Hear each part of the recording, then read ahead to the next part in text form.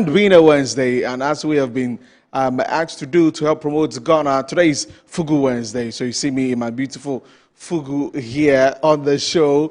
And many thanks for joining us. In the next 2 hours, we're here for you and definitely looking at a number of the topics we'll be discussing that matter to you, more especially about yesterday's exercise at Ayawaso East in the by-election where the NDC's, that is Baba Jamal, came victorious and will be the next MP for the people of Ayawaso East. And of course, we have an exclusive interview coming up here on the show, and that is with the NPP's candidate for the elections yesterday, Baba Ali Yusuf. He's going to be joining us here on the table. We get to know him more and get to find out how he's feeling about his defeat from yesterday and what he'll be up to for the future as we head into 2028. And of course, we'll talk about what is happening in Iran. Yes, we have security analyst Ibad Ibrahim also joining us, so we know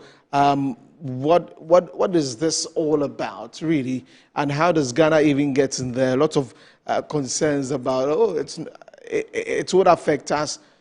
Some say it's not a piece of cake, so let's just stay in our corner. But really, in the geopolitical world, what do we do as a country? So these and many more stories we'll be sharing with you here on the show. We're live on Facebook at Metro TV Ghana, also on DSTV, channel 277, 94.1 FM on radio. For now, Nana Kwesi is standing by to bring us the news update. I told him I was going to do this, Kwesi.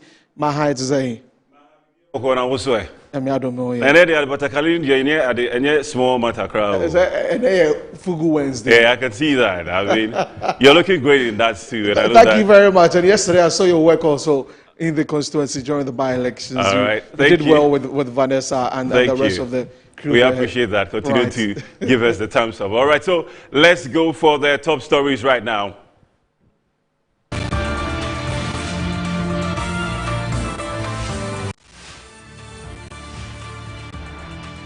Despite low voter turnout at the just ended Ayawaso East by-election, MP-elect Baba Jamal has described the outcome as a collective victory for the constituency. Ghana's Minister for Foreign Affairs, Samuel Okudzeto Ablakwa, confirms that no Ghanaian has been killed or injured amid the escalating tensions in the Middle East.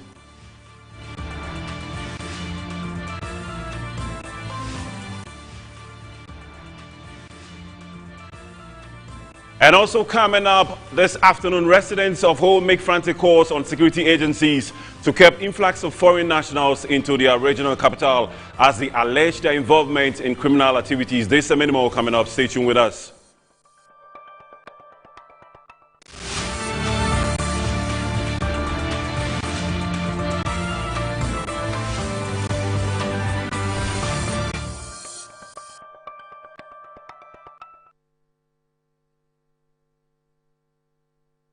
Welcome back, and these are the details. A group calling itself Apex Citizens of Ghana, a non-governmental organization, has petitioned chiefs in the Volta regional capital Ho over what it describes as uncontrolled influx of foreign nationals into Ghana and the impact of the development of the nation and its people. According to the group, the unchecked commercial activities of some immigrants, particularly Nigerians, are contributing significantly to rising crime. Our Volta regional correspondent, Gabriel Asempa, reports. Apex Citizens of Ghana is a pressure group and community-focused organization that advocates for national interest. The group has been campaigning against what it describes as the invasion of foreign nationals who allegedly engage in cross-border crimes, including ritual killings, armed robbery, and engaging in petty trading, an area reserved by law for Ghanaian citizens. According to the group, these unlawful activities are surfacing in the Volta region, particularly in the whole municipality. Deputy Secretary of the group, Edin Krainyonam, explained the rationale behind the petition. The way things are going in Ghana as a whole, and even realizing that some of the things are also happening in Volta region. The crime rate and the drugs that they are bringing to our region is very bad.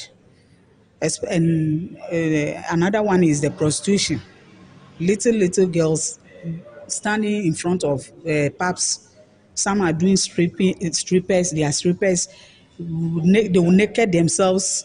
You go there and watch a naked woman dancing around. That's not our culture. The vice chairman of Apex Citizens of Ghana, Gabriel Appiah, also called on Ghana to reconsider its position under the ECOWAS Free Movement Protocol, arguing that some foreign nationals are taking advantage of the arrangements. Especially the Nigerians. Just look, wherever they go all over the world, nobody wants them. Yes, because they are not law-abiding. Yes, it's a fact. The whole world. And you expelled us in 1983. And we have built ours. If you have come here, you are doing kidnapping, child trafficking, prostitution, cyber crime, so many. So what should we do now? The Dufia of Ho Ahoy and Senior Divisional Chief of the Asogli State, Togbe Kasa III, blamed security agencies, particularly customs and immigration officials stationed at the country's borders, and urged them to be more vigilant in the discharge of their duties. Very laudable, because these our foreigners, especially the Nigerians, they've taken over the Ghana land and making themselves even a citizen, and the most worst of all, the criminal activities about them. And then actually I don't blame them much. I blame our security services. Those are the border points, the immigration and the customs as well. Because how do these people get into the country?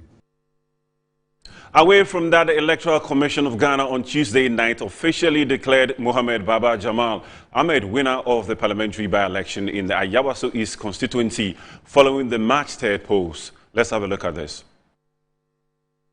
At the end of the voting exercise for the parliamentary by-elections for Ayawaso East Ayawaso East constituency, 5 candidates contested. The first one is Baba Jamal Ahmed, and he polled 10,884 votes. The second candidate on the ballot is Ibrahim Idrisu, and he also polled 43 votes. The third candidate on the ballot is Yusuf Ali Baba, who also polled 4,009 votes. The fourth candidate is Muhammad Umar Sanda, who also polled 1,885 votes. The fifth candidate, also an independent candidate, is Kano David, and he polled 104 votes. In all, we had 16,928 valid votes. 120 votes were rejected. And in that case, total votes cast amounts to 17,048. Looking at the just announced results, I, Samuel Mofori, the returning officer of Ayawaso East constituency, hereby announce to you your new MP-elect, Honorable Baba Jamal Ahmed. Exactly. So what is the percentage? Don't move.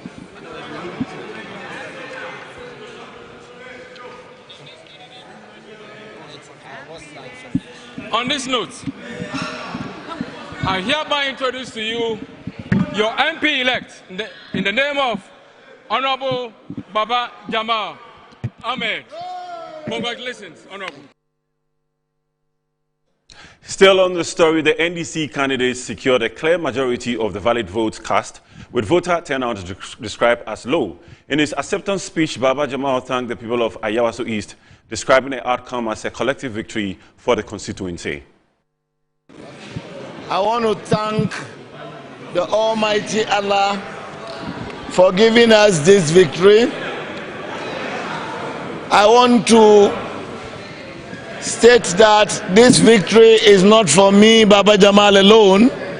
It's for the good people of East Ayawaso I want to thank all of them for having confidence in me and electing me as their parliamentary candidate or parliamentary candidate elect. Let me state that I dedicate this victory to my 93-year-old mother, Mimi, for promising to support me and ensuring that one day I'll go back to Parliament. Today, her vision and wish has come true, and I thank Allah for her life, and I dedicate this victory to my mother, Mimi, and also want to thank my wife here and my family, my children, for the spirit of endurance that they've gone through since I made this project my vision to go back to Parliament. I know they've gone through a lot, and I thank them for standing beside me and supporting me all this while. I want to also give special thanks to the national executives of NDC, the chairman and the general secretary. I want to also thank the regional executives of Greater Accra. I want to also thank the constituency executives of East Ayawaso, and more so my people from Akwetia who came in their numbers to support me for this project. I want to thank all of them. Let me also give a special thanks to the President once again for finding me worthy to go and work in Nigeria. Those few months that I stayed in Nigeria has added to my experience, which I'm taking to Parliament to serve this country better. I thank the President so much, and also want to assure the people of East Ayawaso that the resetting of East Ayawaso starts now. We are going to Parliament. We are coming to reset the whole constituency and ensure that what East Ayawaso deserves comes to pass. Away from the Ayawaso East elections, the Minister for Foreign Affairs, Samuel Okudzeto Ablakwa, has revealed that no Ghanaian has been injured or killed amid the escalating tensions in the Middle East. Tourism Promotion Services, in a statement issued Tuesday, March 3rd, 2026. After a virtual meeting with Ghana's envoys in the region, the minister said the government had taken proactive steps to assess the situation and strengthen consular protection for citizens. The meeting was attended by heads of mission in Israel, Saudi Arabia, Qatar, Kuwait, the United Arab Emirates, Iran and Turkey.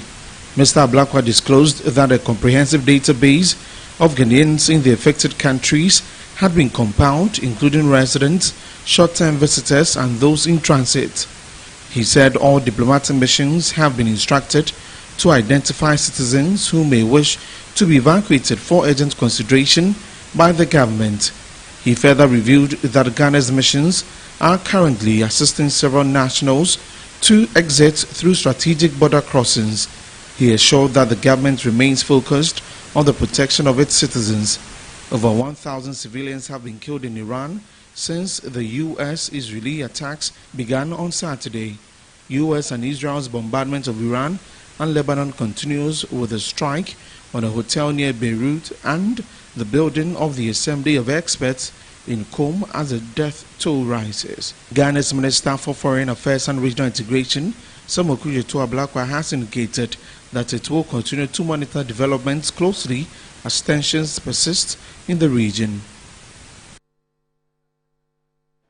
Director for Economic Regulation and Planning at the National Petroleum Authority, Abbas Ibrahim Tasunti, says Ghana's fuel sector may feel the impact of the ongoing Iranian conflict, but insists NPA has put in place long-term measures to ensure steady supply of petroleum products across the country. There's more in the report.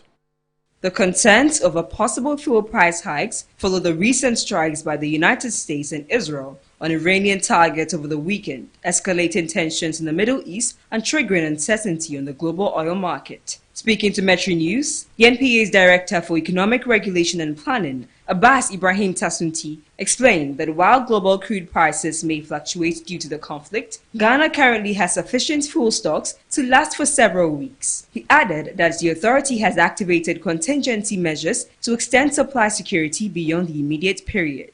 Ghana, just like any other country in the world, is going to be affected by the impact of this war. Oil is sold in the global market, and the price of petroleum products that we have in Ghana here is influenced by these global prices because Ghana is a net importer of petroleum products. So the pricing benchmarks that we use always reflect what happens on the world market. So definitely with this war that has happened, we've already seen price rise on the world market this morning, even though the war happened on Saturday. Prior to the war starting, there were fears that this war was going to happen. So January and February this year, crude oil prices already rose by about $10 per barrel because of the anticipation that this war was going to happen. So it's happening now. We've already seen the impact on the first trading day of the market. So it's definitely going to affect Ghana in terms of prices rising. Tasunti also urged Ghanaians to avoid panic buying and speculation, emphasizing that there's no immediate shortage threat. He encouraged the public to place confidence in government interventions and the NPA's regulatory oversight, stressing that although global market pressures persist, the country's petroleum sector remains resilient and well managed. The National Petroleum Authority, as we are mandated by the Act to ensure that we have availability of petroleum products at all times. And so we have a plan in place that ensures full supply to the country. I mentioned earlier that Ghana is a net importer of petroleum products, so we plan imports. In addition to imports, we also have domestic production happening. But let me just touch on what we have in the country as we speak. Based on our full supply plans, we have stocks in the country that, for diesel, for example, as we speak, diesel stocks will last us over 5 weeks, about 5.3 weeks. Yes, for diesel. For petrol, we have about 6.8 weeks. And this does not mean that with these stocks in tank, we are not adding. We have an import plan that ensures that every day vessels are discharging. So as we speak, it means that we wouldn't have diesel in the system and we wouldn't have petrol in the system. Yeah, so that was where I was going to. So we don't allow stocks to run out before we import. We have a plan. So every single day vessels are discharging. In fact, we have a lineup of vessels to discharge. So as we speak, with what we have in tank, we have vessels also at anchorage in Tema waiting to discharge. We have 2 cargoes of diesel, 2 cargoes of petrol. And in other stories, the Interior Minister has requested that the Minority Leader Alexander Afenyo-Markin be referred to the Privileged Committee following comments he made on the recruitment of officers in Ghana. Here is what transpired in Parliament yesterday.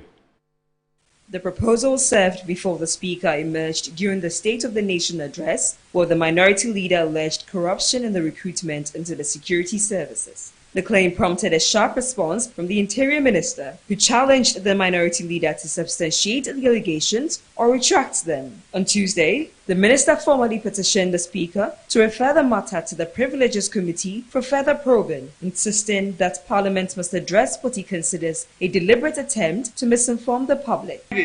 During the State of the Nation address, the Minority Leader got up here. Even before then, Mr. Speaker, if you recollect, you were in the chair on Thursday. When he started this allegation, I took the opportunity on the floor to correct him and show him and even encourage him that if he wanted information, he could write and I'll furnish him with all the details. He decided to take advantage of the State of the Nation when the whole world was listening to us to say categorically that the current internal security recruitment is scandalous. There's corruption looming. People will go to prison. He said it on this floor. And I'm saying that, Mr. Speaker, based on our standing order 31, E and F, that is contemptuous. And I'm saying that let's give him an opportunity to go to privileges where you have all the ample time and opportunity to provide all his allegations so that we'll meet him there with our facts. Responding on the floor, the Minority Leader, Alexander Afenyo-Markin, suggested that the matter be adjourned to allow for broader discussions and further clarification. He maintained that he was prepared to defend his claims should the majority insist on pursuing the referral. Honorable Minister of Interior, I am not too sure you want us to pursue this matter. I repeat, because you and I know what we know. Let the referral be made.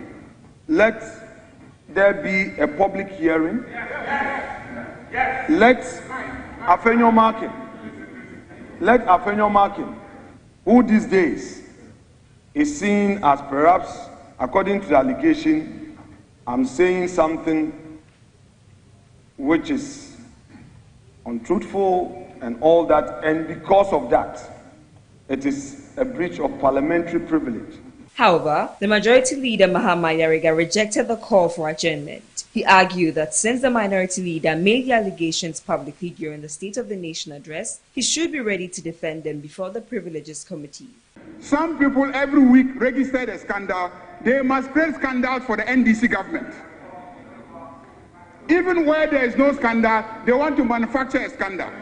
If indeed a minister or a senior NDC person has any interest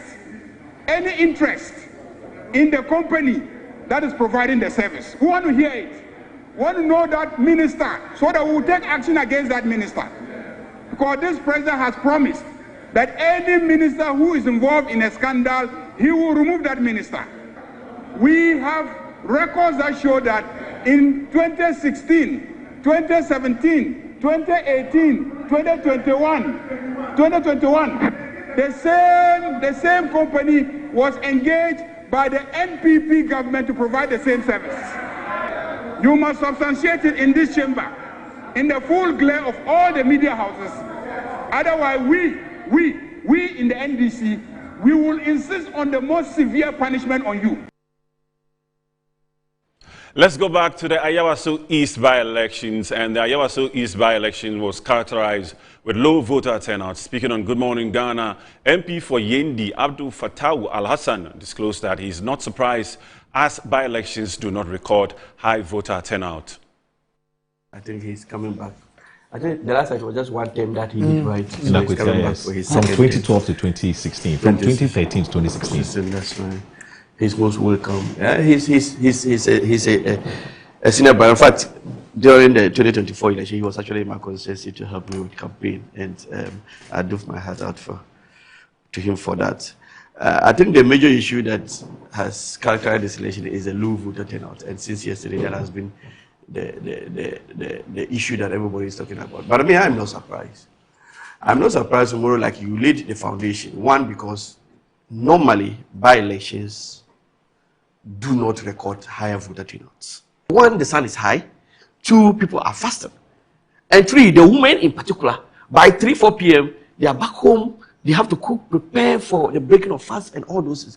And so I told him, that's the time we were talking, it was around 1 thereabout. And I was telling him, once we have come to this point and we are recording this voter turnout, low voter turnout, it's going to run like that till the end of the day because of the month of Ramadan. And so clearly, the season we are in also contributed to that fact. And another factor we should realize is that I am happy with I listened to Mustafa Salam, their youth organizer yesterday, when he was being interviewed. And he said that low voter turnout, and that has also been reiterated by my senior here, that the low voter turnout is just a clear indication, it's just a confirmation of the fact that we are losing popularity as a party, NDC. And to me, if that argument is anything to go by, then it also goes to say that decision to still give the seat to NDC and not flip it to NPP is also a confirmation of the fact that NPP is not the alternative to what Ghanaians are experiencing today. Because if you were the alternative, then it shouldn't have been difficult for them to now turn and give the seat to you. So it means that you should even be more worried that even if Ghanaians, if your argument goes that Ghanaians are losing confidence in the NDC, then they are not seeing you as a better alternative. Also, former Greater Accra Regional Minister Titus Glover, also speaking on Good Morning Ghana, stated that the recorded low voter turnout is a reflection of what would happen in 2028. It's like a United Nation. Everybody is there. There are guns there, there are cans there, there are notness there. You have Chambas, you have Kotonkori, you have Dagobes, you have Mampulis, you have Kusas. They are all there. It's like a United Nation. So whatever is happening in those areas is reflecting in Ayawaso East. This is what is happening. So you're suggesting that the government should be worried about the numbers? Why shouldn't you worry? It's a turnout. reflection of what is going to happen in 2028. So as a national organizer, I'm taking a cue from what is happening. So clearly, it doesn't add up. Things are not going well. Maybe honorable because it's honorable. Maybe it's cool. But when he goes to Yendi, if he plans to spend 1 week, by a day or two, you run away. Because I've been there. The pressure that will come, you will run away in hours. Because everybody looks at you as a redeemer. But meanwhile, he's in power. He hasn't got any position. I'm not giving you a bond or something. Or somewhere. But clearly, these are the factual realities on the ground to let you know that things are really tough. And that's it for the afternoon news. My name is Nana Kwesi. Over to Desmond Okweku-Danso, who takes you through Good Afternoon Ghana. Right, Kwesi Medase Bebre, Akpekakaka. Mr. Medase. Did you understand Akpekakaka? I didn't want to go there. Okay. So I stayed where I was comfortable. Right. That's fine. That's fine. Thank you very much for bringing us the news updates. We're going to take a break. When we come back, I mentioned that we have two important conversations coming up on the show today. We're taking a look at the Ayawaso East by-elections that happened yesterday, where Baba Jamal emerged the MP-elect. Quite a very long time from when the voting ended through to when the EC made that announcement around 10:40 towards 11 p.m. But we'll talk to the NPP's candidate for the election yesterday, Bamali Yusuf, who joined us on the table. He's been talking about, in fact, prior to the election, he had been talking about infrastructural development in the constituency, and those were the things that he was going to be focusing on if he had been elected. But ahead of the 2028 general election, what is he going to be doing ahead of that? So we'll talk about all of that, and also we'll talk about the war in the Middle East, U.S. Israel against Iran. Well, yesterday Iran also shot some missile into Cyprus, and so that is where it has got into. Ibad Ibrahim will join us also, so we get to talk about all of that. So stay with us. Yebasis here, actually.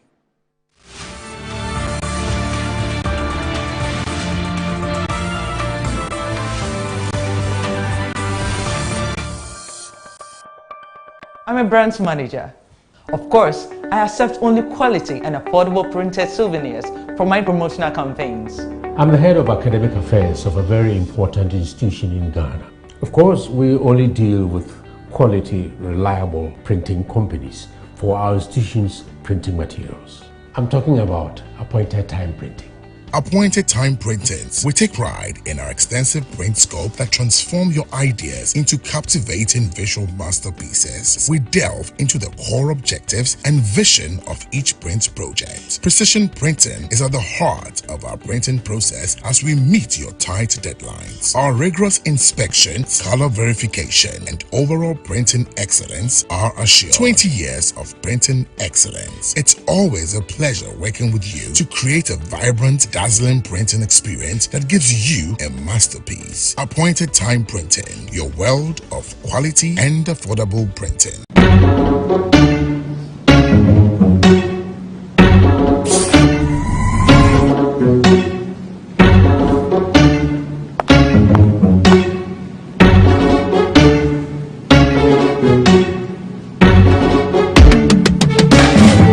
It's time to believe in you.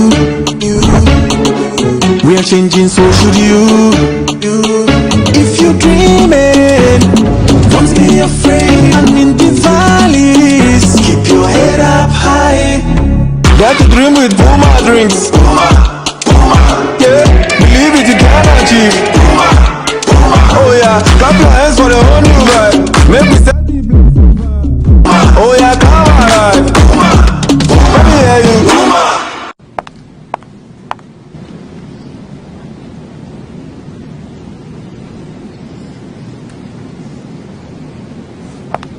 Puma Drinks, a whole new vibe. Another quality product from Casa Precon.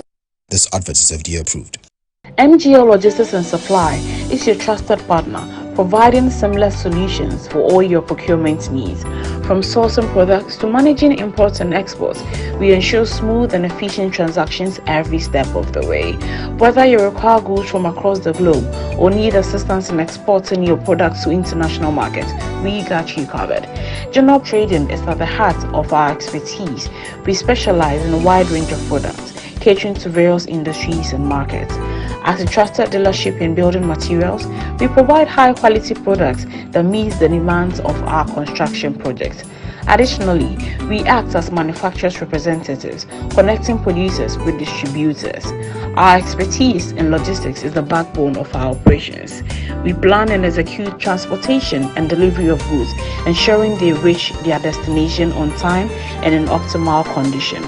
MGO Logistics and Supply, guaranteed satisfaction. The Ghana Trade Fair Company is proud to announce the most anticipated shopping event of the year, the Eid al-Fitr Grand Sales 2026, from Wednesday 18th March to Monday 23rd March 2026 at the prestigious West Hills Mall. Discover stunning fashion, exquisite jewelry, luxurious fragrances, innovative gadgets, and beautiful homeware, all at incredible sales prices. Showcase your product to thousands of eager shoppers during this peak festive season. Register now for your best spot. Contact the Ghana Trade Fair Company Limited 0597 423 304 or 0244 469 451 or 050 2500 632. Fancy Gadam will be performing live at the fair. Celebrate it in style. Eid al-Fitr Grand Sales 2026. Partners: Ghana Enterprise Agency, Ghana Export Promotion Authority, Media Partners, UTV, Peace FM, Kasapa FM, Metro TV, Bina TV, Channel 1 TV, Joy FM.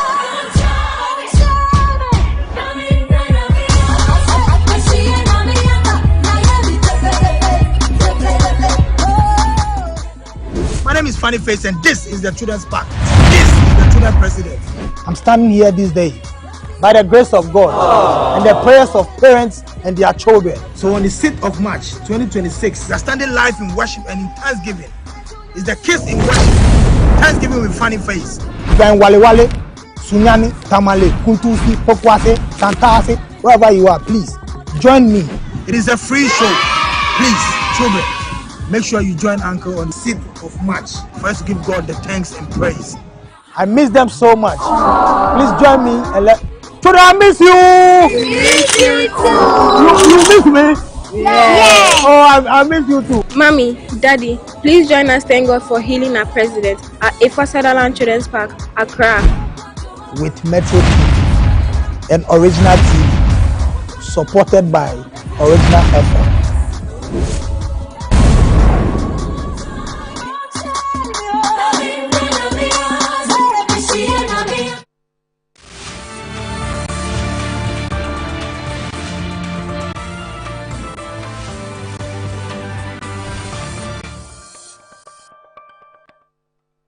Right, so welcome back from the break. Many thanks for staying with us here on Good Afternoon Ghana. My name is Desmond Okreku Danso. We're live on Facebook at Metro TV Ghana, also on DSTV channel 277 and 94.1 FM on radio. So I mentioned earlier that we have a conversation coming up with the NPP's parliamentary candidates for the Ayawaso East by-election that took place yesterday. Baba Ali Yusuf, he's joined us in studio. We're going to be speaking to him to get to know him and also everything that happened yesterday and that for the future. So definitely you can drop in your comments on our social media pages and definitely read that out here on the show. So let's get right into it. Good afternoon, sir. Welcome to the program. Good afternoon. Did you sleep well? Hey, I slept well. I slept very, very well. How many hours of sleep did you get? Because yesterday was a very long day. Well, I don't do more than 5 hours. You don't do more than 5 hours? No, 4, 5, I'm okay. Right. And Yes. even with the fasting Sure. that's ongoing, you've Sure. got to. Right. Okay. Anyway, so from yesterday and all that happened, we saw you when the party appointed you to be the candidate for this particular by-election. But before we get into that, let's get to know who Baba Ali Yusuf is, because that's one of the things that a lot of people had said that, oh, the name came out like, oh, Baba Ali Yusuf. Okay, we don't know him much, but today we want to get to know you. Just share a bit of who you are with all of us. All right, thank you so much. So proud to my selection and also subsequent acclamation as the candidate for MPP in the by-election. I was the constituency secretary for MPP in Ayawaso East, a position I've been holding for quite a long time. In fact, that was my second term as the constituency secretary.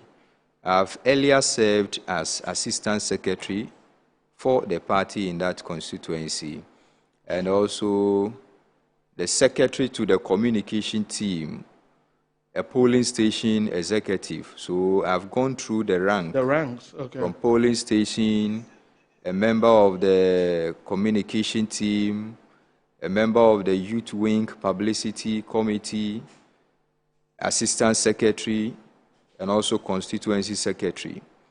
And in all that, we've gone through several electoral cycles where I've played a major role. But normally, I like to play a role where I'll be in the background, okay, so that we can be pushing our programs and campaign activities. You need that person in the background to make sure that things are done well. That has been my role since the days I was the assistant secretary, then secretary for 2 terms. And when I was selected, yes, people didn't know much about me. I was born in that constituency. I grew up in that constituency, lived all my life in that constituency, and created a lot of relationship with people. Okay.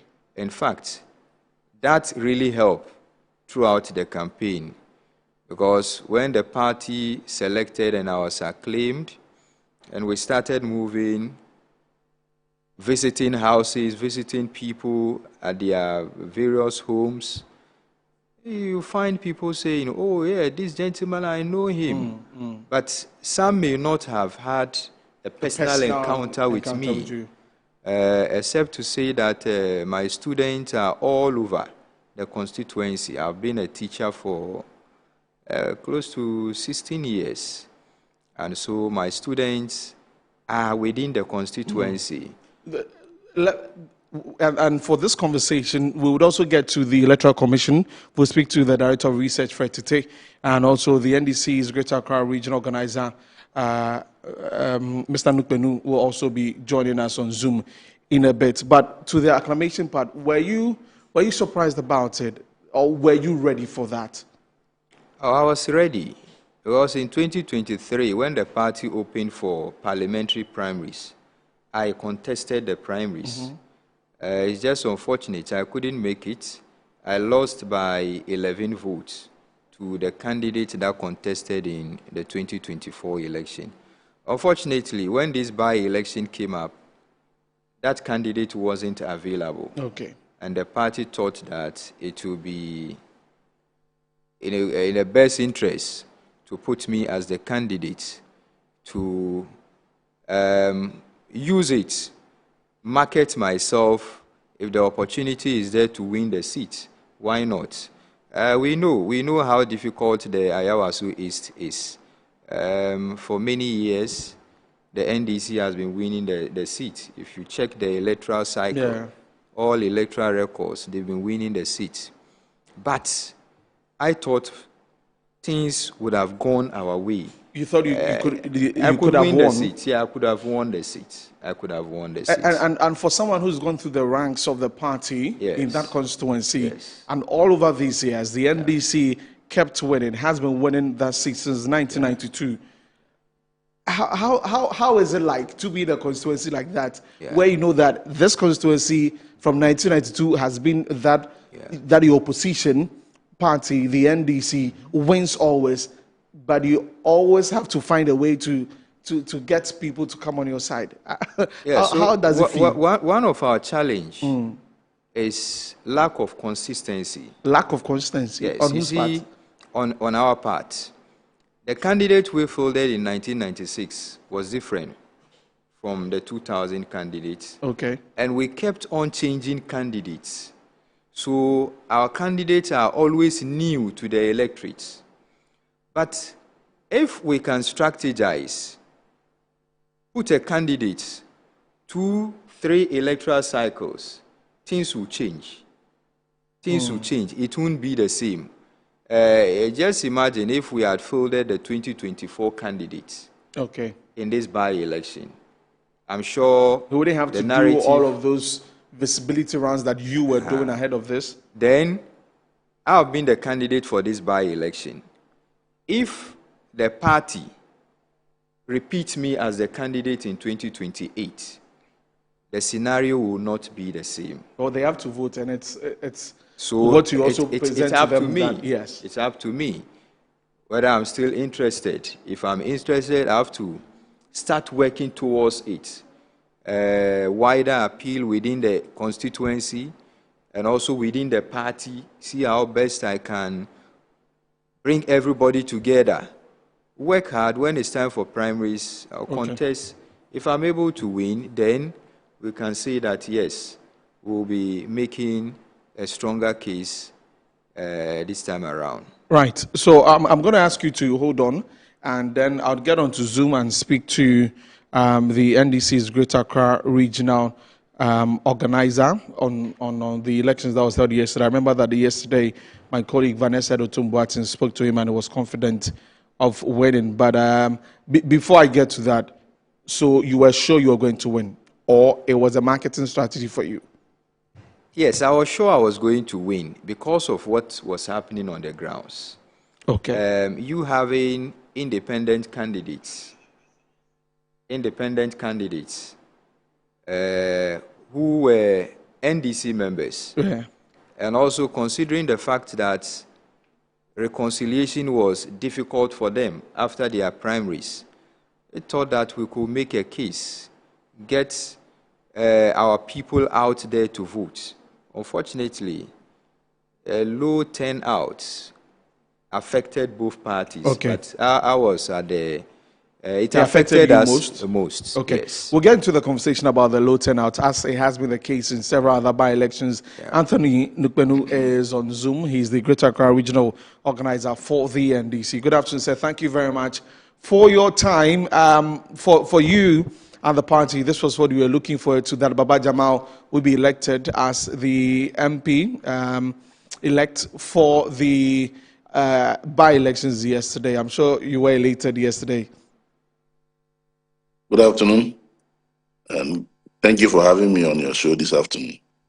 Well, that's the view, or that's the belief of the party, and it came to pass to have our candidate, Baba Jamal, elected by the people who are within the voter or the electoral roll of the East Ayawaso constituency. And thankfully to God, they gave us the mandate yesterday, and we are thankful to God for how far He has brought us, the party and the candidates and the electorates.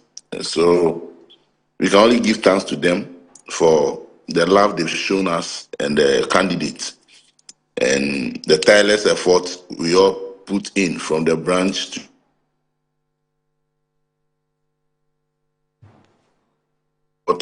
for what He has been able to do for us, and to tell the people that we are grateful and who implore on our candidate or them for the belief they had in him, for him to be able to work towards their aspirations for the betterment of their livelihood. For a constituency that, as we've mentioned, since 1992 has been an NDC stronghold, what was the strategy like going into the election? Frankly speaking, there is no stronghold for any political party today when it comes to the evolution of politics and democracy. Every constituency today in Ghana, 276, can be won by any of the political parties. depending on what you put in. One, how credible the political party is, how strong your structures are, how visible and how strong your executives at the base are to work for your party to be strong. That will make you credible for the people to know that they need to vote for you. Two, the political party itself. What is your brand? How have you made yourself accessible to the people? Then the candidate you are putting across for the people to vote for, to represent them, is key when it comes to parliamentary election. And when it comes to presidential election, it's key who your leader is. So you can be winning a constituency for ages, but it will come a time that it can elude you. We have won some seats in the 2024 general election that we have never won before. That was held by the MPP for years. But for the first time, the NDC has won. You go to Kankwe South, we have won that seat. You go to Domiko Abenya, since it was created, it has been a stronghold for the MPP. But how we position ourselves in 2024, we won that seat. Ablekuma North, Ablekuma West. I can count them. I get me. So, Tema West. These are seats that MPP always think is their stronghold. But so today, I having acted or having been in this position for the past 16 years in the Greater Accra region, I've seen that there's evolution of the politics we do. It depends on the strategy and the structures you build towards winning an election. So I also east, if we as a political party today, we don't put our structures so well, we don't rebrand our party in that constituency, we don't rebuild our party in that constituency, in no time it can elude us in any election. Right. What, for the people of Ayawaso East, what will Baba Jamal bring to them? One, Baba Jamal is going to represent them in legislature. But you see, this is a challenge we have. When we are going for election, we promise heaven and earth, knowing very well that we are only going to be legislative tool to legislate on behalf of the people. Yes, you have the other road, or you have other opportunity to lobby opportunities, be it projects, be it scholarship, be it maybe other incentives to make the people happy. That is at the discretion of somebody. You are only going to lobby and facilitate. So when you talk big, the challenge comes to you. Whatever you tell the people, the moment they vote for you, they're lining up to receive it, which is not supposed to be so.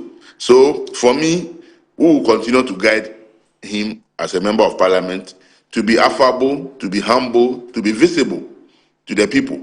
When he doesn't even have his mere visibility, his mere accessibility, will let the people have confidence in him that when they voted for him, he never ran away from them. He never ceded his position to anybody and tried to have excuses. He must be at the bell and call of the people 24/7, since Nima is a communal community, amalgamation of all tribes and all ethnic groups. So I believe that he will have the energy, and God will be on his side to be able to be accessible to the people. Right. I'm going to come in studio and talk to Baba Ali, because during his campaign, he has been talking about underdevelopment in the constituency, and that was one of the things that he was going to work on. And for you as a party in that particular constituency, how does that come to play? Are we having that in the constituency? That's something that Baba Jamal will be looking at. But Baba Ali, yes, you talked about underdevelopment in the Ayawaso East constituency. You have lived there. In fact, you say you were born there. You've lived there to this point.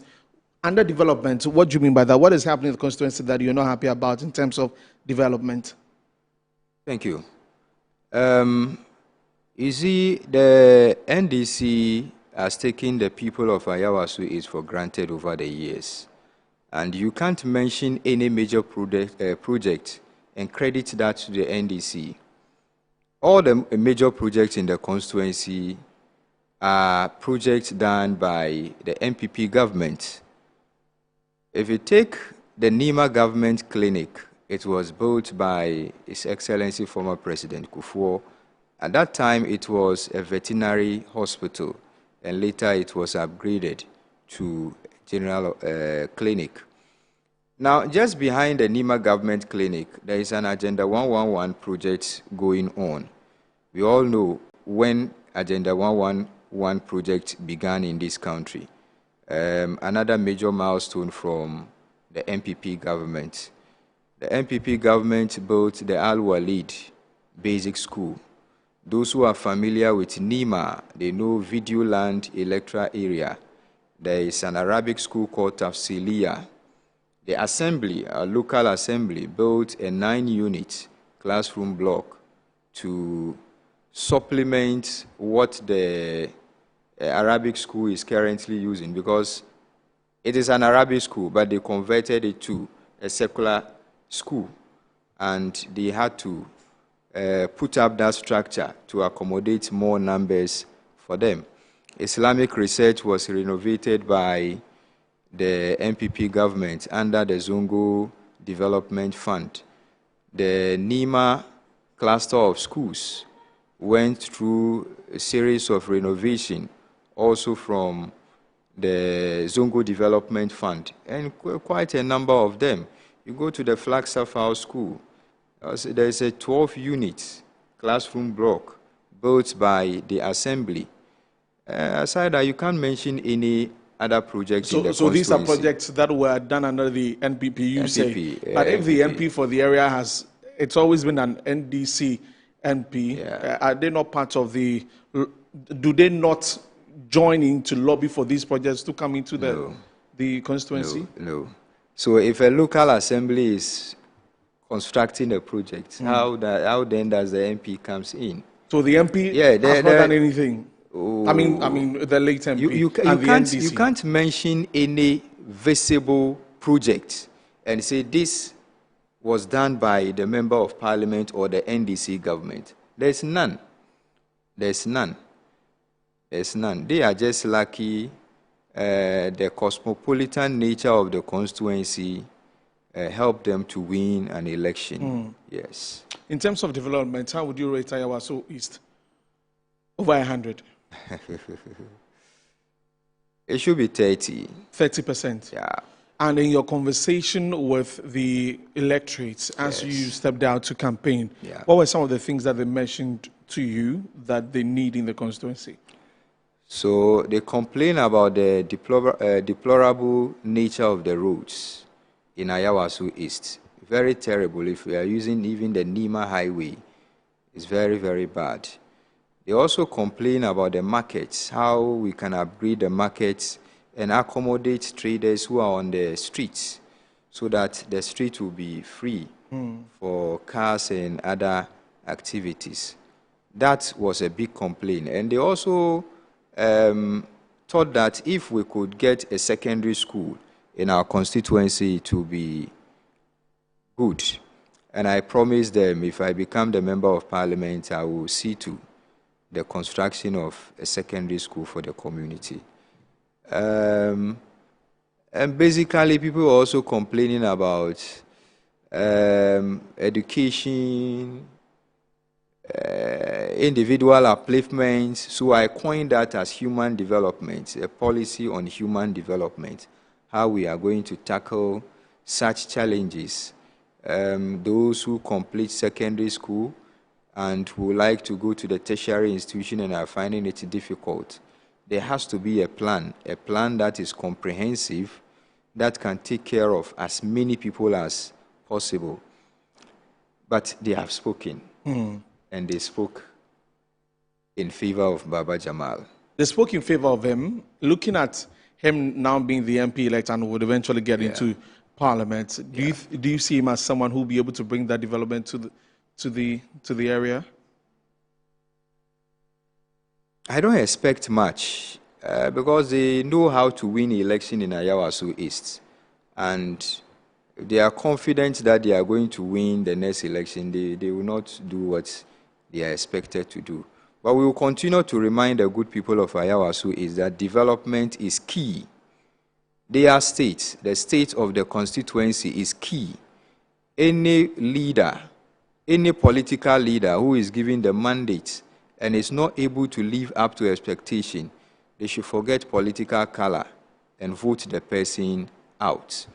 If we are able to do that for once, change the way we vote, I'm sure any political leader who is seeking for their mandate will take the constituency serious. I see it at the moment that the NPP, the NDC does not take the constituency serious. If with this level of development, things are happening this way, yes, we need to do more. Okay. I'm not sure they will do that in a swing constituency. Let's say a Delta constituency, which has been a swing constituency. Yes, they will take voters seriously. Okay. Yeah. Anthony, back to you. So you heard from Baba Ali, says the development in the area is about 30%, and what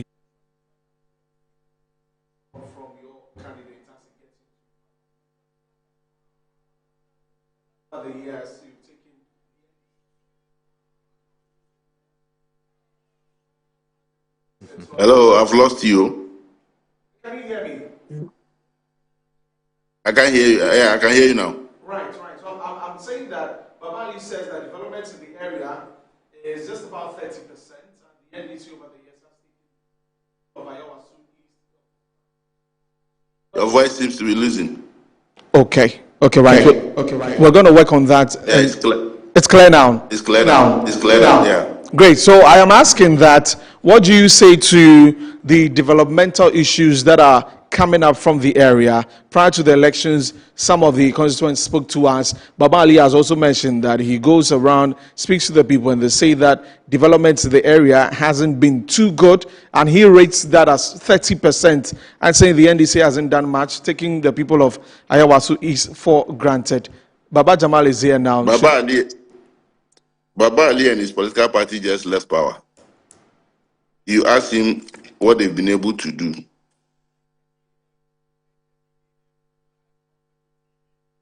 So I won't even belabor it, and I will not even go on that tandem, because I can even say that he personally is a visibility of our remolding of who he is. So he shouldn't come there. Nima or Ayawaso East, when you take out the Kanda area, which is a well-built out estate area, the large part of Ayawaso East, until it was divided into north and east, it used to be a real Zongo community. Over time, many people tried to acquire the lands themselves and rebuild model houses and modern houses. Some years back, the government of Ghana decided to relocate the inhabitants of Nima. That was how Medina was created. But subsequent government could not rebuild Nima into the city that it's supposed to be. So, as you speak, when you have a clear developmental agenda for Nima, space is a problem. To get a piece of land to install that project has become a problem. And government is taking a lot of steps to make sure they remodel what we have on the ground, both Nima and the Mamubi enclave. He's talking about to be a school that would have been installed in that area some years ago. It was taken to Medina. Lands for those projects have been rare. People, as we speak, there is no space for even the new market that government intend to build. That is the 24-hour market. So the assembly and the partners, the government is partnering to see how they can remodel the Nima market into a 24-hour vision. So it's a challenge, yes. But aside that, many of the MPs, what they've been able to do is to improve on the human capital, trying to improve on people's education. by supporting them throughout their educational life, be it senior high school to university. Some people were sponsored to go outside the country on Islamic scholarship, on government scholarship to acquire several other education. That has been key in what most of the MPs have been doing over the years. When you enter Nima, it used to be a community that you can't even have access road within the communities. But today, when you enter, you see that they've been able to create some access road. And most of these access roads were paved by most of the MPs. So this is what they've been doing to support and make sure cleanliness and improve hygiene within the community. So it's something that is a going concern, and the government under the leadership of John Dramani Mahama is key in making sure we remodel these communities, Nima, Mamobi, Newtown, Shukura, and all the Zungu communities in Greater Accra, so that we have, first and foremost, serene environment, improve sanitation, and make sure there's accessibility, so that what people used to have in their mind that these are areas with crime, it is to be something that will not be around today. Secondly, improve the human capital, so that when people think that these communities, the people there are not elite, it will be a thing of the past. Improve the educational infrastructures, upgrade health facilities so that they get quality health care, access to having security installation so that crime will be warded off in these areas. So for me, we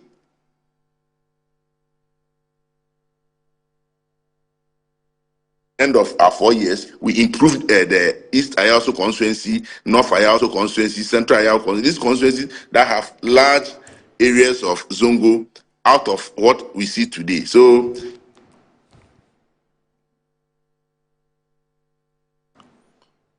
you have served the constituency for 2 terms as a secretary, but you saw how they treated you in this election. The party was not there for you. Nobody was available to campaign with you. Struggle alone. So come home. We will take you and remodel you better for a political future.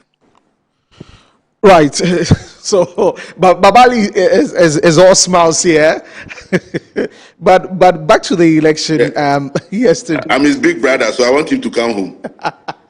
The election yesterday, that was one of the things people were saying, that not so much of the party stalwarts were there to support you in this by-election. Do you agree with that? Well, of course, Hawa Kumsin was there, John Buedu was there. For those two I saw. Maybe you could just... JFK was there? General Secretary was there. The National Youth Organizer was there. The National Organizer was also there. Only came yesterday.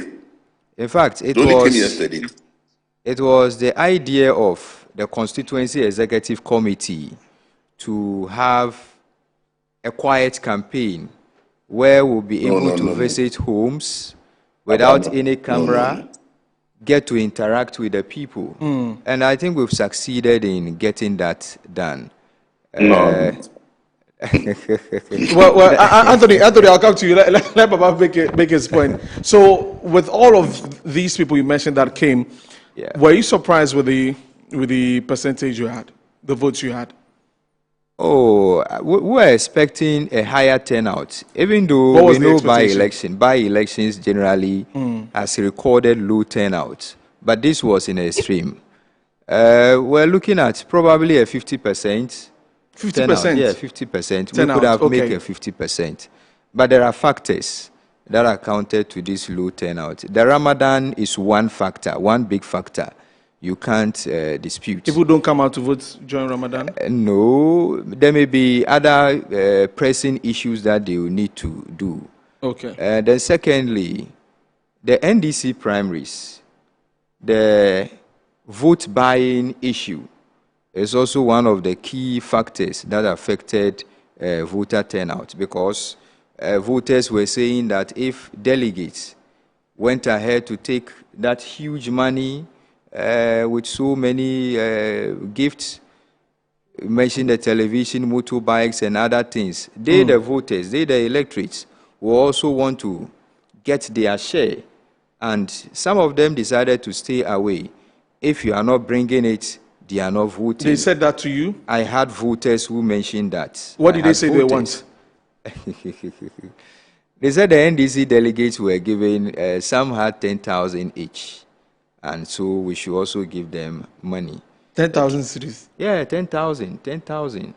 Well, if you have 3 candidates giving 3,000, one other candidate 1,000, that's 10,000.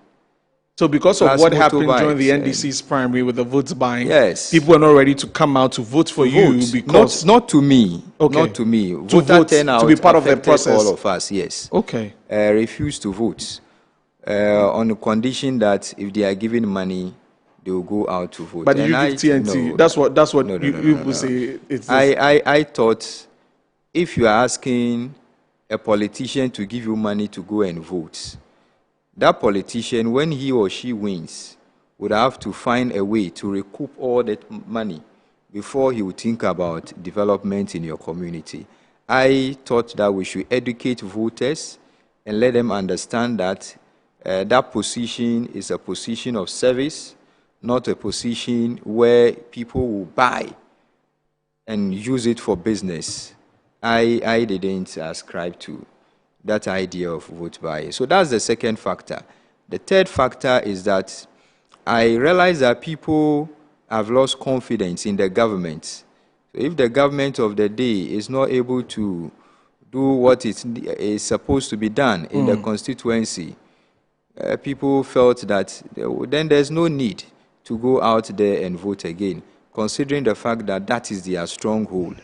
We're expecting that people would have come out in their numbers to vote. But you see, this is where we are as a constituent, and it has happened this way. Okay. But with the whole process, were you okay with the whole process? We're satisfied with the process. I've monitored the elections, this particular election, from our engagement with EC and even the police.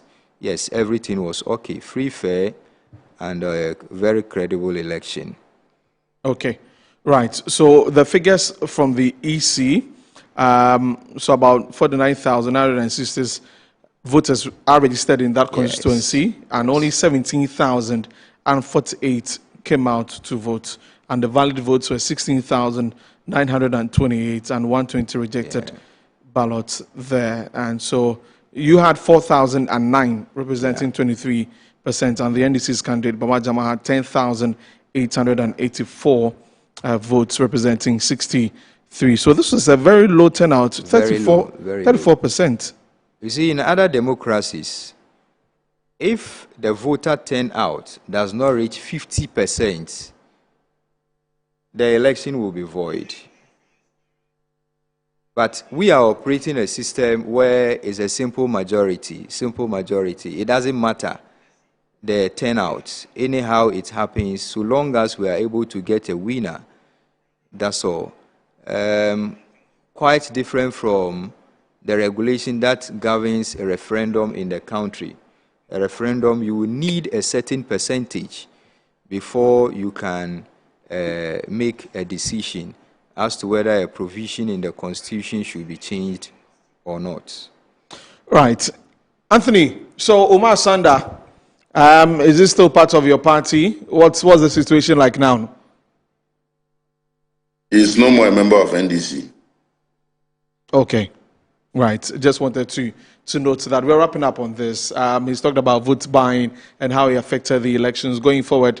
What do you think should be done about that? Of course, your party began something around that, but we didn't see how that ended because it was just the explanation from Fifi Kwete we had the other time. So we'll wrap up on this. You've got a minute to speak to us. Let's wrap up.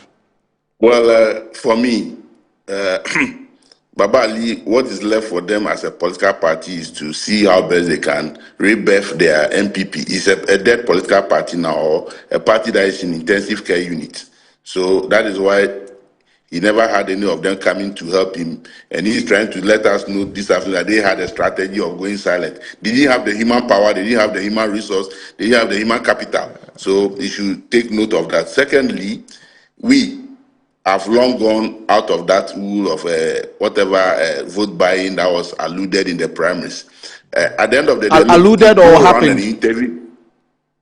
Well, that is what it was claimed to have happened. It happened, Anthony. You know it happened.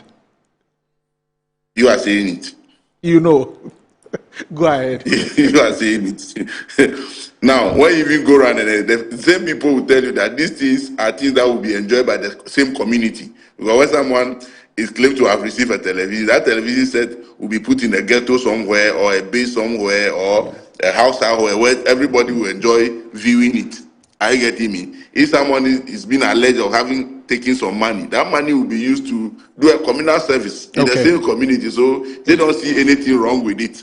But for the optics, when it sounds this way, it is not nice that we need to encourage. And as a political party, that incident has given us a certain platform to rebrand our party and rebuild our party towards the coming elections, so that these things does not occur to negate our progress, to negate our vision. Are you getting me? Right. So for me, I think we have a work to do, and as a party leader in the region, there's much responsibility on us as to how we approach our reorganization and rebuild the party towards the 2028 elections. Right, Anthony, thank you very much for your time. We have to wrap up on this. Anthony Nukbenu is the Greater Accra regional organizer for the National Democratic Congress, speaking to us about yesterday's exercise. Baba, a minute. Are you contesting again for the 2028? What's the future looking like in a minute? Yeah, thank you. The party is embarking on a reorganization. I think our focus should go on that reorganization. From 1st March, we started registering our members. And as soon as we are done with it, we'll begin with polling station elections. Then we continue to electoral area, to constituency, regional, and national executive election. When the party is done and the roadmap is there, we'll see what the future holds. But at the moment, our focus is on the reorganization of the party. Okay. So you can't tell us whether you contest again for the primaries? For now, no. Okay, right. Baba Ali Yusuf, thank you very much for coming. I wish you the very best in your future endeavor. So you heard from the NPP's parliamentary candidates for the Ayawaso East by-election that happened yesterday. Right, so let's take a listen to Baba Jamal as he won yesterday and what he had to say, and then we get into conversation about security and what is happening in the Middle East. I want to thank the Almighty Allah for giving us this victory. I want to state that this victory is not for me, Baba Jamal, alone. It's for the good people of East Ayawaso. I want to thank all of them for having confidence in me and electing me as their parliamentary candidate or parliamentary candidate elect. Let me state that I dedicate this victory to my 93-year-old mother, Mimi, for promising to support me and ensuring that one day I'll go back to Parliament. Today, her vision and wish has come true, and I thank Allah for her life, and I dedicate this victory to my mother, Mimi, and also want to thank my wife here and my family, my children, for the spirit of endurance that they've gone through since I made this project my vision to go back to Parliament. I know they've gone through a lot, and I thank them for standing beside me and supporting me all this while. I want to also give special thanks to the national executives of NDC, the chairman and the general secretary. I want to also thank the regional executives of Greater Accra. I want to also thank the constituency executives of East Ayawaso, and more so my people from Akwetia who came in their numbers to support me for this project. I want to thank all of them. Let me also give a special thanks to the president once again for finding me worthy to go and work in Nigeria. Those few months that I stayed in Nigeria has added to my experience, which I'm taking to Parliament to serve this country better. I thank the President so much, and also want to assure the people of East Ayawaso that the resetting of East Ayawaso starts now. We are going to Parliament. We are coming to reset the whole constituency and ensure that what East Ayawaso deserves comes to pass. Right, so that was Baba Jamal there with his victory speech last night as he was declared the winner by the Electoral Commission for the Ayawaso East by-election. You're still on Metro TV on Good Afternoon Ghana. We're live on Facebook, Metro TV Ghana, also on DSTV channel 277, and on radio it's 94.1 FM. We're getting into a conversation about what is happening in the Middle East. The conflict continues to move ahead. Days after Israel and the U.S. launched the joint operation on Iran, that has left more than 1,000 people killed, and there have been retaliatory strikes in Beirut also, and all of this. On social media, there are opinions, okay, this is not ours, let's sit in our corner and let's just find something to do and continue with our country. Others are also of the opinion that no, this is about the world order, this is about all of us, the various actors in there. How do we plug in as a country, knowing that we get some of our stuff from some of these countries and all of that? How does that affect us also? So that's a conversation that we'll be getting to with security analyst Ibad Ibrahim. It's been a minute, but he's joined us here in the studio. We get to talk about some of the security situations in the country and just what has been happening in the country and how we can do better with our security. So we head right into the conversation. Ibad, welcome to the program. Good afternoon. Yes. Sorry, we meet on only conflict notes. You just reminded me the last time was with the invasion of Ukraine by Russia. Yes. I hope next time we meet on a more peaceful note. that will do, and we hope that that's what's going to be. But how have you been, though? I've been good. We've been behind the scenes largely, helping with Ghana's security, usually on the policy level, and then sometimes on the operational level. After engaging veteran media people like you and some predecessors, those who came before you, like Paul Adomochri and Bernard Avle and Kojo Yankson and others, we've done this for quite a long time. So when you talk for over a decade, sometimes you want to roll your sleeves and help with policy formulation. And we've been doing that on and off on Ghana's security and also on our diplomatic and foreign policy interests. My career background is in diplomacy. Right. And I worked in diplomacy for a very turbulent part of the world, the Middle East. So I was an interface and taking my ambassadors to the president and to the foreign affairs minister and all that. So on this... So that is where it's a place that you know very well. Yes. So Ghana's position has always been non-aligned. But of course, the U.S. is a strong ally, but Iran too is an ally. The U.S. does a lot of things with the Republic of Ghana. The N1 road, George Walker Bush Highway, was built by the United States of America. They help us with security equipment.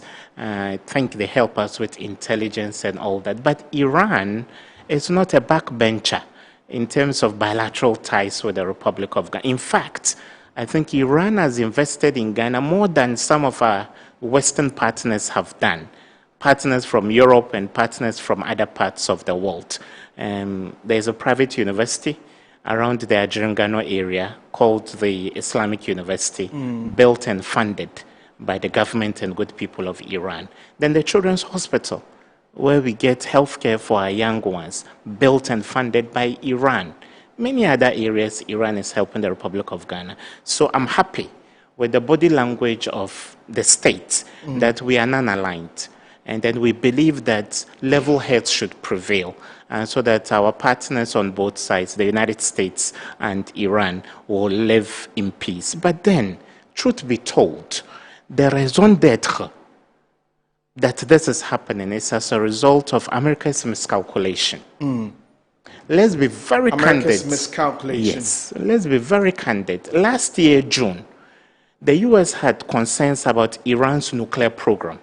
So it asked Iran to come and negotiate. And nuclear technology is just like telecommunication technology. Some countries have gone to 5G. The rest of the world is around 4G. So what is the crime Iran has committed that it would also make use of nuclear technology? Way back when Dr. Nkrumah was there, he built a technological research center for research into nuclear energy. That's why we have atomic around Kwabinya. Would we say Nkrumah wanted to build atomic weapons? Because nuclear energy, words of Dumso, about 20% of America's electricity needs don't come from turbines and hydro. They come from nuclear energy.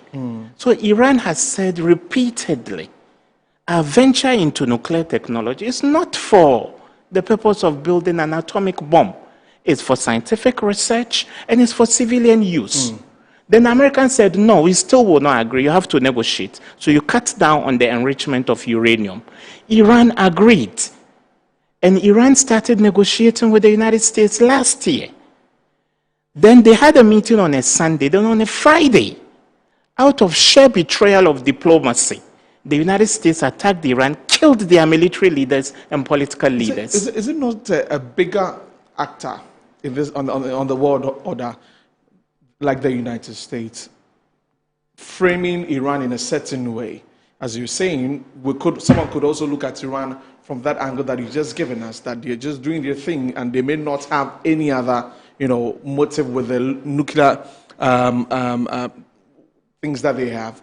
But the framing of the U.S. of Iran that, these people are helping the terrorists, as they would term it, in those places. And so we need to go in. Is that not also a good way, just that there may be some casualties as it would be even if Iran like intends to build nuclear warheads, what is wrong with that if a sovereign state makes a national security decision to protect itself? North Korea has shown the world that the only insurance for your sovereignty is to acquire atomic weapons. That is why the U.S. will dare not attack North Korea or dictate to North Korea what it should do. So first, it's not a crime. If it were a crime, the U.S. would be the biggest criminal because the U.S. has one of the largest arsenals of nuclear weapons. If the jollof is poisonous and it can kill, and you are preventing me from cooking, why do you keep your own jollof? Destroy yours too. The U.S. has built nuclear weapons for self-protection. And every nation of the world, Iran, Ghana included, do you think we would have lost Gaddafi the way we did as Africans if he had nuclear weapons? Do you think Iraq would have lost Saddam Hussein the way they did if they had nuclear weapons? The United States, as a reckless world superpower that picks and chooses which nations to bully, has made it quite clear to the world that the only insurance you have as a sovereign country is to build atomic weapons. Even with that, Iran said, I'm not building atomic weapons. So out of betrayal, they attacked. Then Iran started responding, and it responded hard. And after 12 days, the same Trump came back and declared a ceasefire. Then Iran said, okay, we don't have a problem. Then the U.S. asked Iran to come again for another round of negotiations. And Iran obliged. And on Thursday, last week Thursday, they had a meeting in Geneva. Right. Just on Friday, for you to kill a religious leader who wasn't only the religious compass of Iran's 90 million people, but followed by a certain Muslim sect of over 250 million people. So they've killed the wrong guy. Right. And the repercussions will be far-reaching for the region and for the rest of the world. So the U.S. is to blame, if we are to be candid. This conflict has been one that has been on the low for a very long time. As you say, it's been on and off until last week when that meeting in Geneva happened. And then I'd want to bring in the person at the center stage of this. That's the President of the United States, Donald Trump. There's been several other presidents who've gone through this conflict issue back and forth. Yeah. But let's talk about Donald Trump and what the dynamics of him leading the U.S. in this particular conflict. I was trained briefly in youth and community conflict resolution in Washington, D.C. I didn't apply for it. I didn't ask for it. The U.S. government saw me as worthy of going through that training. I didn't apply for their visa. I didn't pay for the cost of my travel. The government covered it, and I'm grateful because they select people they think are potential leaders in the future and want to win you over. So part of my security studies, apart from Kofi Annan, where I had my master's in conflict, peace, and security, was in the United States of America, in youth and community conflict resolution. But what Trump has done has made me lose respect for the United States. Read all the books of warfare, from Alexander to Napoleon Bonaparte, from the Asante Wars to recent conflicts. Anytime you sit to negotiate, it is immoral, it's unconscionable, it is silly to attack and kill people while you negotiate. Can you imagine if the flip had happened, that while Trump was negotiating with Iranian leaders, Trump was killed overnight by Iran? Can you imagine the response from the United States of America? So nobody should come out and ask Iran for restraint. If they were to ask for restraint, then they should have asked the United States to be restrained in this betrayal of trust and the betrayal of diplomacy by killing the most important leader in Iran while Iran was peacefully negotiating with the United States of America. So therefore, this has chipped away at my respect for him and for the United States of America. And I think even though Iran will be devastated, the United States will feel that it has killed the wrong guy this time. And the vestiges are there. U.S. military bases in the region have been attacked. U.S. economic interests are under a barrage of missile attacks. U.S. diplomatic missions across the region have been attacked. U.S. is being cut off from the Middle East by Iran. And more importantly, the Strait of Hormuz, which is a waterway for shipments across the world, has been blocked by Iran. And Ghana, a very benign and innocent country, may suffer the repercussions because of the reckless foreign policy and international security decisions of Trump in the United States of America. Just the next question before we go on break. So this is a case of a bigger fish in terms of a bigger actor in the United States towards Iran and other countries in the world order like Ghana. So when this happens, then anytime the Foreign Affairs Ministry issues a statement, people are like, no, please, let's stay somewhere, don't say anything, and all of that. In that case of who Donald Trump is and what the conflict is about, how do we come in as a non-aligned state in there? How do we come in to say that, okay, guys, see that knowing that you're not even part of the, when it comes to the world, that you may be on the very, very low, like we are? As I indicated, now we are part of the policy formulation of Ghana's security. So only yesterday, I was in a highly placed briefing, and then I gave some recommendations on how Ghana can, number one, safely evacuate our nationals from the region. Right. There are young men who are working on construction sites in Dubai, in other parts of the Middle East. They are Ghanaians. They just went there so that they could have their daily bread and support their families back home. They've been caught in the crosshairs of bombardments from both sides. And so I've advised that now that the airports are crippled, and there could be a contingency plan. We can speak to both Iran and the United States because they are allies, so that there could be a convergence point for Ghanaian nationals within the region, so that maybe we can take them to safer areas, than airlift them to the Republic of Ghana. Then number two, some just went for vacations or a meeting. With their return flights, maybe last week, Saturday, they are stuck in the Middle East. And so therefore, I would call on relatives here in Ghana who have got loved ones there to give them an up-to-the-minute briefing on what the Foreign Affairs Ministry is doing and what we are doing on the security side, so that we see how we can safely evacuate Ghanaians. Yesterday, or earlier this morning, the Foreign Affairs Minister had a meeting with all of Ghana's missions in the Middle East, and he's confirmed that no Ghanaian has been killed or injured in the attack, and that they have the data of anybody who was there as a resident or went on a vacation or whatever thing. So, but that's refreshing and reassuring. But not everybody who goes to the Middle East is in the records of our diplomatic missions. And we know about irregular migration. Right. There are people who don't travel through Ghana, through Ghana's airport for immigration to document them. Some go to other countries and then they fly from there. So it's reassuring. Honorable Okudzeto Ablakwa is someone I have so much respect for. And sometime in 2017, we worked together a short while. Actually decided to attend a German diplomatic event together to meet there. So I believe in his shrewdness. Having gone through the mill at the Parliamentary Select Committee on Foreign Affairs and all that, I think he's been one of the most active and effective ministers we've had. So I like the tact with which he's handling this. But at the end of the day, it will boil down to a very delicate security operation to get Ghanaians out of the place, and we wish them the very best. Right.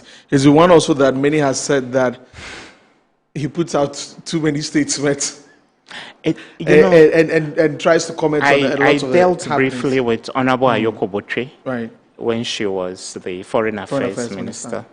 I dealt with Honorable Hannah Tete when she was the Foreign Affairs Minister. When Ghana and La Côte d'Ivoire had issues over that maritime path, when we went to ITLOS, we had briefings because we were part of the diplomatic corps. Honorable Okudzeto Ablakwa is from a different stock.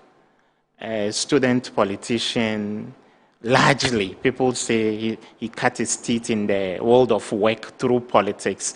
And then he was intercepting. I saw many of his interviews took place actually on Metro TV. Right. And when he was served the court summons, it was here at Metro TV.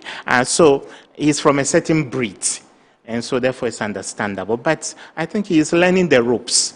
In diplomacy, every word you utter can be misinterpreted.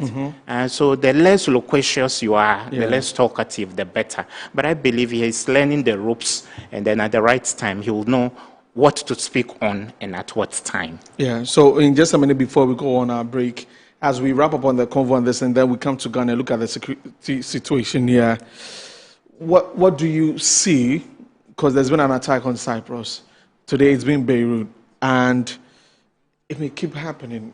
Strategically and operationally, there are 4 theaters of confrontation. 2 of those are dominated by the United States and Israel. Air-to-surface attacks. The Iranian airspace is almost, crippled.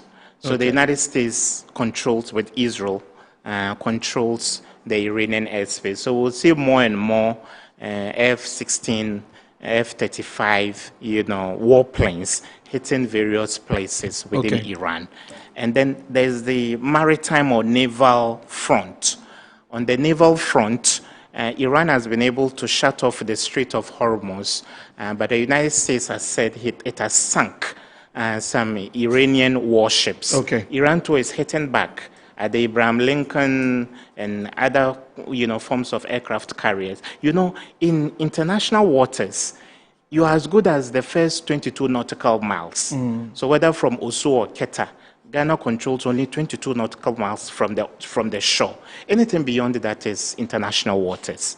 And so the U.S. has got military machines there, and Iran thinks it has the acumen, the military capability to hit them. And so there's contestation on the naval front. But on surface-to-surface attacks, Iran has dominated. The missiles are hitting so hard. There's no safe haven for Americans. Iran has got good intel. They destroyed American military bases, and what would be the next option? For the Americans to hide in hotels. Then they started hitting hotels. What would be the next option? They would hide in their embassies because embassies enjoy extraterritoriality. They are seen as an extension of the country. Iran has attacked virtually every American embassy there. And so therefore, Iran knows what it is doing. And I think the Americans have bitten off more than they can chew. And Iranian proxies are joining the war. You mentioned Hezbollah, the Houthis in Yemen. I don't think this will degenerate and cause the next world war, the third world war. But this war, if it drags on for weeks and months on end, many countries would be caught in the crosshairs, and Iran will protect and defend itself. Right, let's come to Ghana and talk about Ghana's security. We have a few minutes to go. There have been calls for a substantive Minister of Defense to be appointed by the President. Do you agree with that? Do you think that the lack of one is not one that we should take lightly? When Honorable Dominic Nitul was Defense Minister, I met him at the ministry.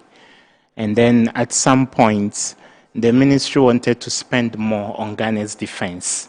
So they had to engage stakeholders to convince us and convince the rest of Ghana why, if we spent $5 million on military equipment, we should spend twice or three times that. And then my sister, Dr. Zaneto, she was my contemporary in security studies at Kofi Annan. We sat together, actually, at the ministry. So some people are saying Dr. Zaneto should fill the vacuum since Ghana lost Dr. Omane Boama. That would do two things. First of all, it would give a woman the opportunity to excel in such an area. She did gender insecurity at Kofi Annan, and I did conflict, peace, and security. And the day we entered Kofi Annan, she spoke on behalf of her class, and I spoke on behalf of my class. So she has the technical know-how. Then the other thing would be to glorify the memory of her father, who was from the army being an extension of the Ministry of Defense. But Broja Jemfi is somebody I know. And I think... But as a deputy minister? A deputy minister, the president can choose to elevate him. So we really need to get somebody, it's been about 6 months. We need to make that appointment. I think the hue and cry around that, it's not like the place is empty. No, it's not. It's not like the place is empty.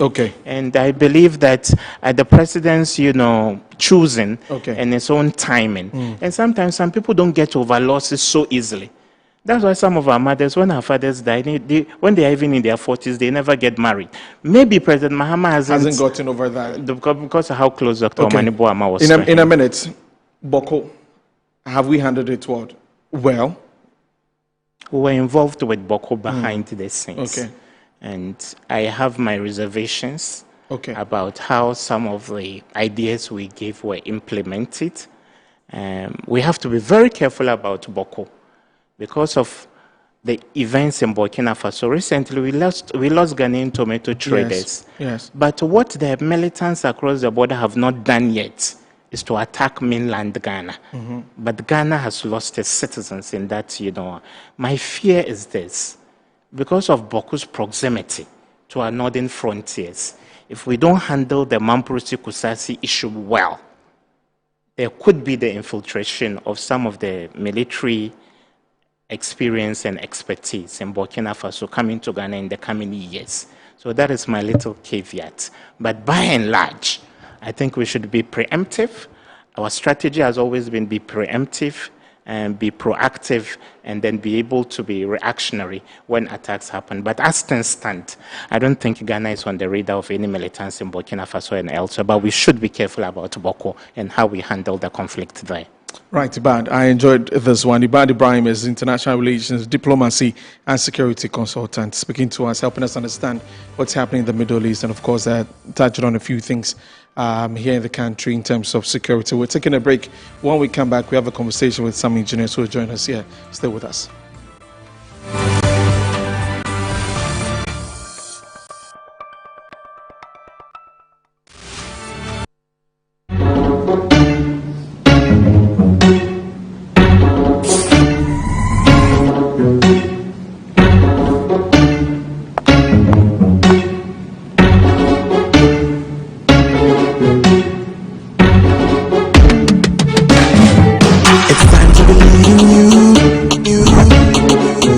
Changing, so should you. If you're dreaming,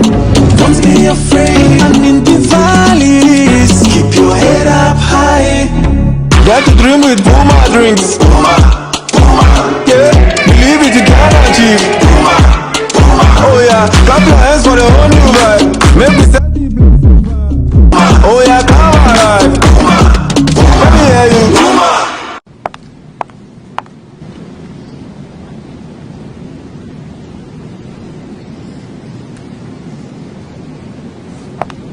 Puma Drinks, a whole new vibe. Another quality product from Casa Precon. This advert is FDA approved. Jini apata mobaminole. Ami oba tere mi lolo. Ashino ko beli ba she wate just mo mo papa. Osmolelo. Me to enjoy kenta. To enjoy. Yene ke shiane. Shiane mo funyo mi.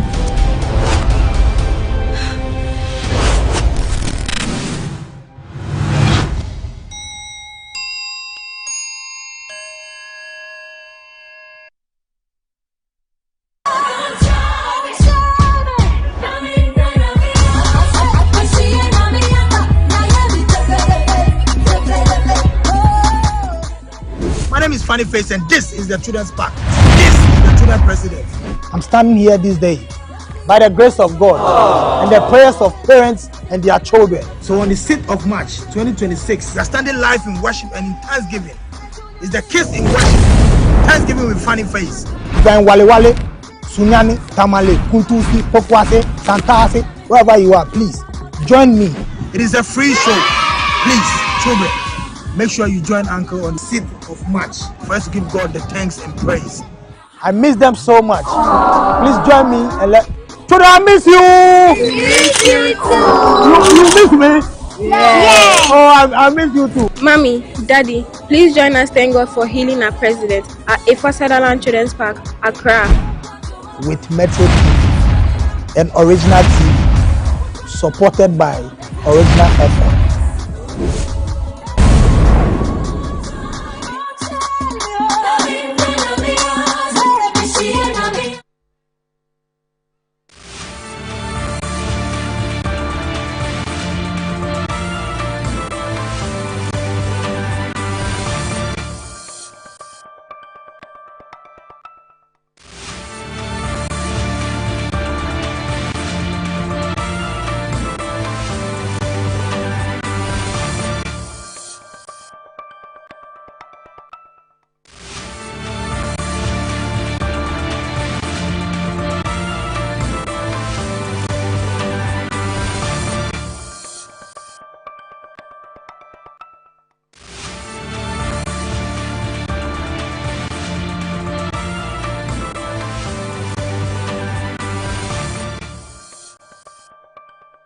Right, so welcome back from the break. We've got about 10 minutes to wrap up on the show. We're going to have a conversation about the World Engineering Day. And joining me in studio is Engineer Dr. Louis Osei of the Ghana Institute of Engineers, Greater Accra chapter, right? And also Engineer Johnson Gbagbo Jr. is an executive member of the association. We're talking about the World Engineering Day.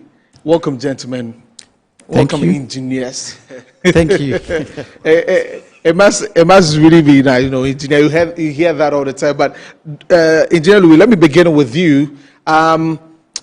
Engineer, there are many engineers, right? Exactly. Just share that with us. And do you all come together as one to form this association? Exactly. Okay. So when we come to Ghana Institute of Engineering, as you already mentioned, today is World Engineering Day. Right. And as part of the celebration, we want to sensitize the public, know what engineers do, what our role in developing the nation. Now, when you come to Ghana Institute of Engineering, we have what we call the technical divisions. Okay. So we have 4 technical divisions under the institution.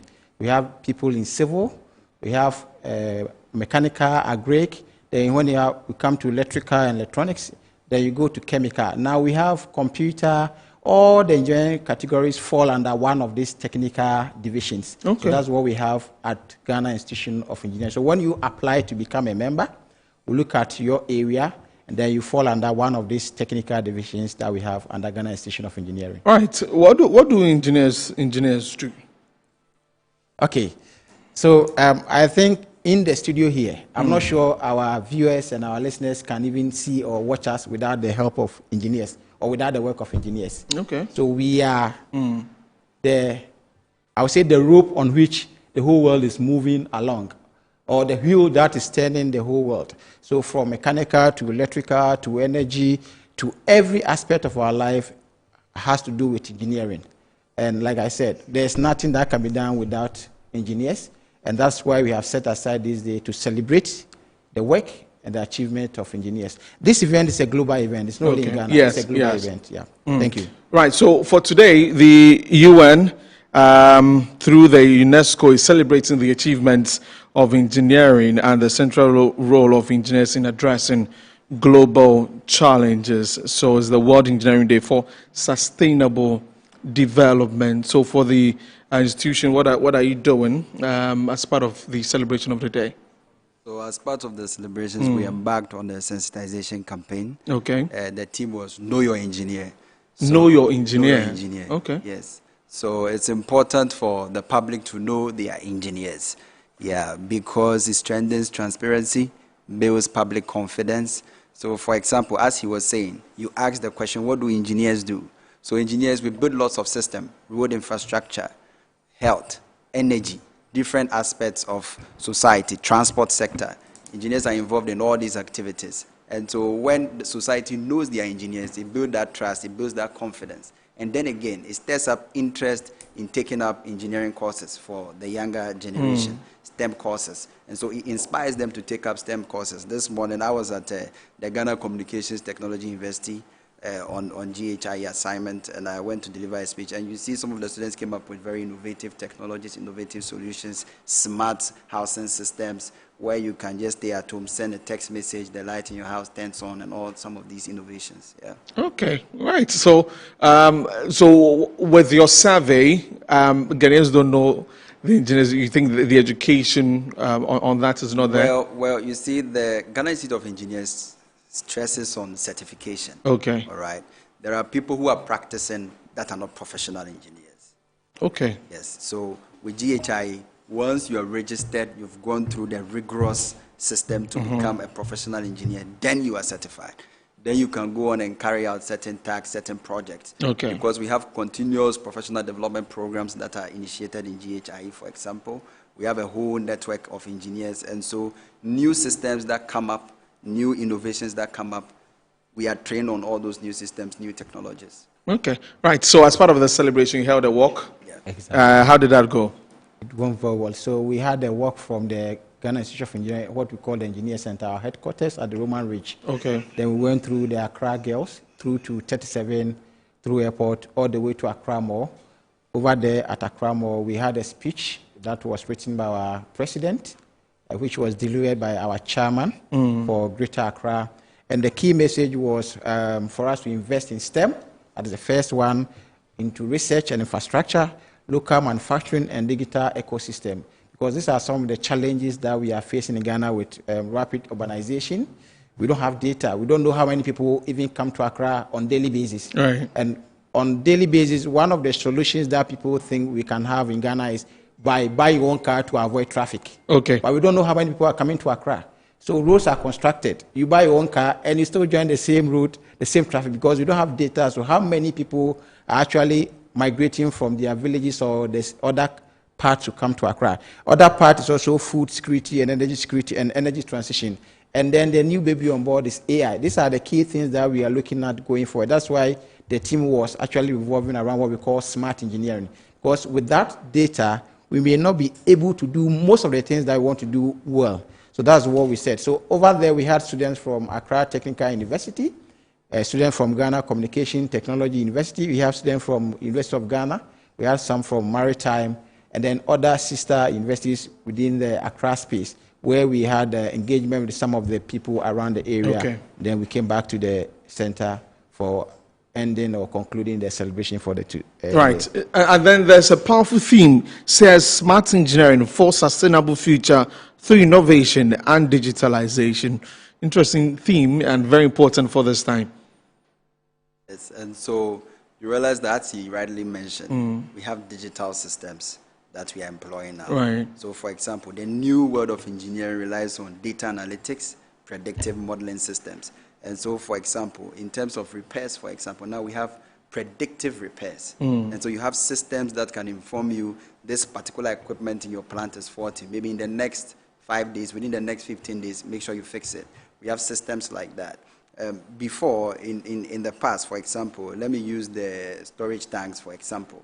We used to do what we call dipping, or using probes to put probes there. When it hits the oil, then the experts can say, okay, it's at this particular level. They can measure volumes. But now, because of smart engineering systems, for example, we have smart meters that are installed on these storage tanks that can give you the reading at any point in time. Okay. You just sit in the control room, you'll be on the SCADA, you see all these readings. And then beyond that, now we are also embedding data analytics. We are embedding innovations, embedding these AI systems. For example, ChatGPT.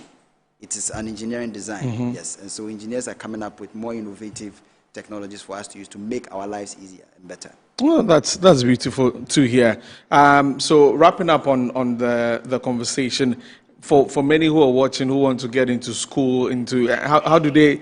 There are lots of engineering courses across the country, right, in the various universities. Yeah. Okay. So I was on air this morning. I was saying that to become an engineer, start from the home, because if you look at our educational system, you have to pursue science at the secondary school to pursue engineering at the university. So if your child wants to be an engineer, whether a boy or a girl, a man or a woman who wants to be an engineer, it means that at the secondary school level, you must pursue science. And that's why I'm very happy anytime I hear the STEM conversation, design, right? Because that is the basis for which you can pursue engineering. When you come to our university, there are a lot of engineering courses. I cannot choose for you, but as we said, we are actually, apart from what we are doing today, we are also sensitizing the students at the campuses. So we go to the secondary schools, we go to the universities and actually advise them. We tell them what we do. I am an electrical and energy engineer. So when I come, I tell you what I do. Okay. If it interests you, you can also go in that direction. He will tell you whatever he does, and then if it interests you, you can also choose. You can that. also follow So suit. the choice is up to you. But what we are saying is that people must pursue engineering, whether you are a man or a woman. Let's clear the myth that engineering is difficult. It's only for men. It's not difficult, and it's not only for men. It's for all of us. I wish you join us with the work. You see that even at a point in time, the women were more than we, the guys. On the work, exactly. Yes. Right. So, Engineer Johnson, as we wrap up, any final words you want to say, and then how can people reach the institution? Okay. And to add to that, I also want to recommend that there are lots of soft skills that people can learn online. Okay. You can go on Google and then you learn some of these soft skills. But if you want to contact the GHI, we are the Engineering Center at Roman Ridge. You can get in touch with us. You can just Google our call lines and then get in touch with us if you want to register with the Ghana Institution of Engineering. And then again, as you rightly said, I want to encourage our young ones. Engineering isn't too difficult. Okay. Yes. They can learn it. It's easy. Engineering isn't too difficult. You can so make a choice which of them you'd want to do for your future. Right. Thank you very much, gentlemen, for coming. So you heard from Engineer Dr. Louis Jose. He's a big man, Engineer Dr. Louis Jose, and then Engineer Johnson Gbagbo Jr. As we talked about the World Engineering Day today, the 4th of March, under the theme Smart Engineering for Sustainable Future Through Innovation and Digitalization. And that's where we wrap up the show for today. Many thanks for joining us here on the program. Good afternoon, Ghana. My name is Desmond Okrekudan. We came to you live from our studios here at Northridge in Accra. Do enjoy the rest of our programs. Bye-bye.